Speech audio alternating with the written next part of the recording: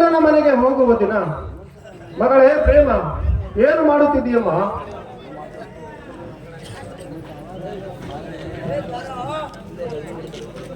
ಒಳಗಡೆ ಕೆಲಸ ಮಾಡ್ತಾ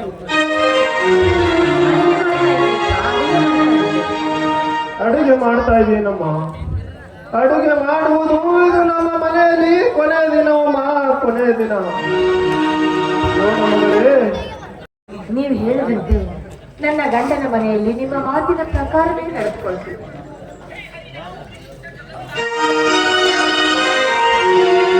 ಮಾಡಿಕೊಂಡು ರೆಡಿಯಾಗಮ್ಮ. ಅವರು ಬಂದರು ಬರಬಹುದು ತಂಗಿ. ಈಗ ಅಡಿಗೆ ಎಲ್ಲ ಮಾಡಿಟ್ಟಿದ್ದೀನಿ. ನನಗೆ ಯಾಕೋ ಹೊಟ್ಟೆ ಹಸಿವಿಲ್ಲ. ನೀನು ಅಪ್ಪ ಇಬ್ರು ಸೇರಿ ಊಟ ಮಾಡೋಣ. ಹುಚ್ಚಮ್ಮ, ಗಂಡನ ಮನೆಗೆ ಹೋಗುವಾಗ ಉಪವಾಸ ಹೋಗುತ್ತಾರೆ.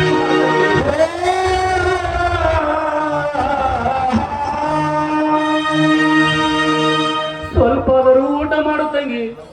ನೀನು ಉಪವಾಸ ಹೋದರೆ ಅದು ಹೇಗಮ್ಮ ತಂಗಿ? ಅದು ಹೇಗೆ?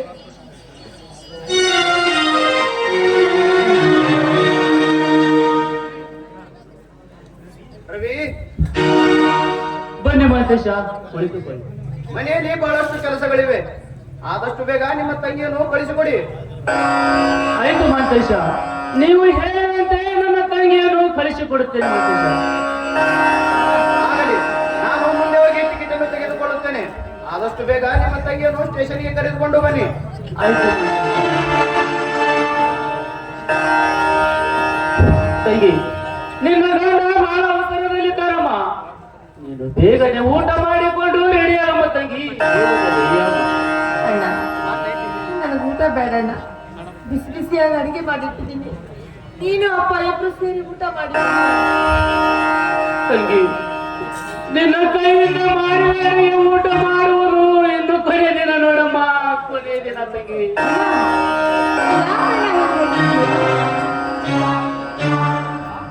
ಹೌದಮ್ಮ, ಹೌದು. ನಾಳೆಯಿಂದ ನಮಗೆ ಅಡಿಗೆ ಮಾಡಿ ಕೊಡುವವರು ಯಾರಮ್ಮ? ನಮಗೆ ಹಸಿವಾದಾಗಲೆಲ್ಲ ನಾವೇ ಕೈ ಸುಟ್ಟಕೊಳ್ಳಬೇಕಮ್ಮ, ನಾವೇ ಕೈ ಸುಟ್ಟಕೊಳ್ಳ.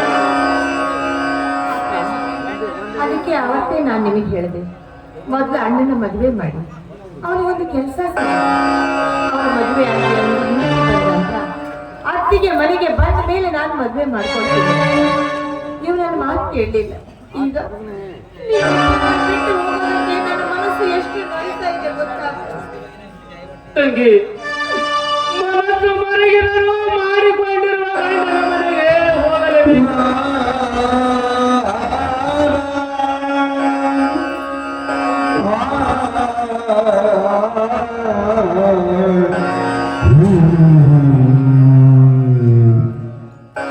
ತಂಗಿ, ನಾನು ಮದುವೆಯಾಗದೆ ನನ್ನ ಜೀವನ ಹೀಗೆ ಮುಕ್ತಾಯವಾದರು ಜನ ನನ್ನನ್ನು ಮಗಡಿ ನಗಲಾರರಮ್ಮ.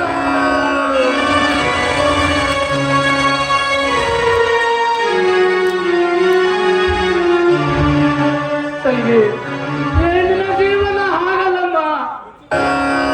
ಹೆಣ್ಣು ಬಾಯಿನ ಎರಡು ಕಣ್ಣುಗಳಿದ್ದಂತೆ. ಒಂದು ತವರ ಮನೆ, ನಂತರ ಮಾಡಿಕೊಂಡಿರುವ ಗಂಡನ ಮನೆಯಲ್ಲಿ ಸಾಯ್ತವೆ ಅಮ್ಮ.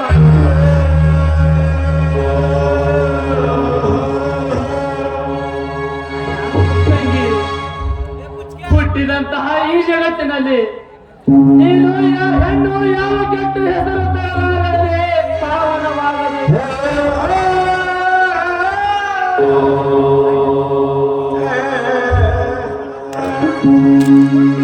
ಇನ್ನು ಮುಂದೆ ಮಾಡಿಕೊಂಡಿರುವ ನಿನ್ನ ಗಂಡನ ಮನೆಯಲ್ಲಿ ನೀನು ನಡೆದುಕೊಳ್ಳುವ ನಿನ್ನ ರೀತಿ ನೀತಿಗಳು ಪ್ರತಿ ಹೆಜ್ಜೆ ಹೆಜ್ಜೆಗೂ ಜಾಗೃತದಿಂದ ಇರಬೇಕು ತಂಗಿ, ಜಾಗೃತದಿಂದ ಇರಬೇಕು.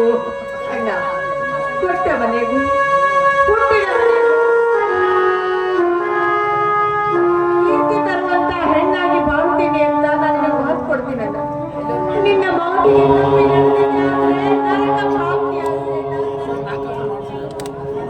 ತಂಗಿ, ನೀನು ಹೋಗುವ ಮುನ್ನ ನನ್ನದೊಂದು ಮಾತಮ್ಮ, ನನ್ನದೊಂದು ಮಾತು ಯಾವತ್ತೂ ನಿನ್ನ ಮನದಲ್ಲಿ ಮರೆಯಬಾರದು ತಂಗಿ, ಮರೆಯಬಾರದು.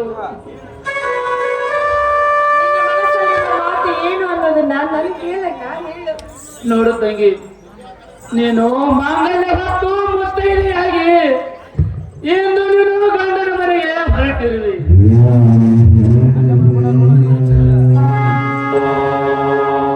ಅಲ್ಲಿ ನಿನಗೆ ಎಂತಹ ಕುತ್ತು ಬಂದರೂ ಕೂಡ ನಿನ್ನ ಕಣ್ಣೀರು ಹಾಕಬಾರದಮ್ಮ.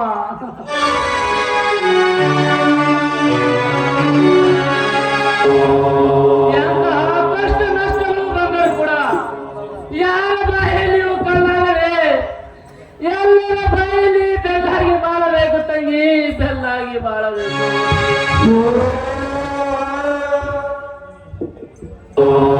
ನಿನಗೆ ಮುತ್ತೈದೆಯಾಗಿ ಬಂದಿರುವ 5 ಮುತ್ತುಗಳನ್ನು ಹೇಳುತ್ತೇನೆ, ಚೆನ್ನಾಗಿ ತಿಳಿದುಕೊಳ್ಳಮ್ಮ. ಮೊದಲನೆಯ ಮುತ್ತು ನಿನ್ನ ಕೊಳಲಿರುವ ಮಾಂಗಲ್ಯ. ಇದು ನಿನ್ನ ಮಾನ ರಕ್ಷಣೆ ಮಾಡುವುದಮ್ಮ, ಮಾನ ರಕ್ಷಣೆ ಮಾಡುವುದು. ಇದು ನಿನ್ನ ಮಾಣಿಕ್ಯವೆಂದು ತಿಳಿದುಕೊಳ್ಳಮ್ಮ, ಮಾಣಿಕ್ಯವೆಂದು ತಿಳಿದುಕೋ. ಎರಡನೆಯ ಮುತ್ತು ನಿನ್ನ ಮೂಗಿನಲ್ಲಿರುವ ಮುಗನತ್ತು. ಇದು ನಿನ್ನ ಬಾಳಿನ ಕತ್ತು ಎಂದು ತಿಳಿದುಕೊಳ್ಳಮ್ಮ.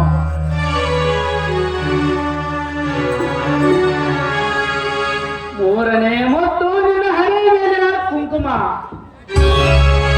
ಇದು ನಿನ್ನ ದೇಹದ ರಕ್ತವೆಂದು ತಿಳಿದುಕೊಳ್ಳಮ್ಮ.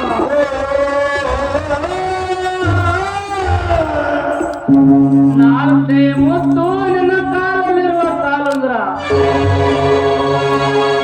ಇವು ನೀನು ನಡೆದುಕೊಳ್ಳುವ ನಿನ್ನ ರೀತಿ ನೀತಿಗಳೆಂದು ತಿಳಿದುಕೊಳ್ಳಮ್ಮ. ಐದನೆಯ ಮುತ್ತು ನಿನ್ನ ಕೈಯಲ್ಲಿರುವ ಹಸಿರು ಬಳೆಗಳು. ಇವು ನಿನ್ನ ಬಾಳನ್ನು ಹಸುರು ಮಾಡುವ ವಿಷಯ ಎಂದು ತಿಳಿದುಕೊಳ್ಳಮ್ಮ. ಇವೆಲ್ಲವುಗಳನ್ನು ಕಾಯ್ದುಕೊಳ್ಳುವ ನೀನು ಹೆಣ್ಣಾಗಬೇಕು. ಒಂದು ವೇಳೆ ಕಳೆದುಕೊಳ್ಳುವ ಕತ್ತಿ ನೀನಾದರೆ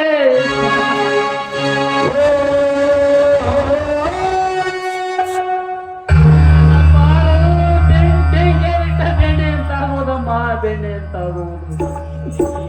ತಂಗಿ, ಒಂದು ವೇಳೆ ನಾನು ಹೇಳಿರುವ ಒಂದೇ ಒಂದು ಕ್ಷಣ ತಪ್ಪಿ ನಡೆದರೆ ಅಂದಿಗೆ ಮುಗಿಯಿತು ತಂಗಿ, ಅಣ್ಣ ತಂಗಿಯರ ಸಂಬಂಧ.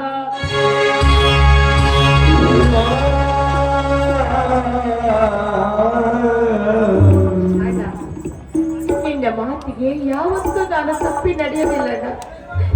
ಒಂದು ವೇಳೆ ನಾನೇನಾದ್ರೂ ತಪ್ಪಿ ನಡೆದಿದ್ದೆ ಆದ್ರೆ ನನಗೆ ಹೆತ್ತವರ ಆಣೆ ಆಗಿರ್ಲಣ್ಣ, ಹೆತ್ತವರ ಆಣೆ ಆಗಿಲ್ಲ.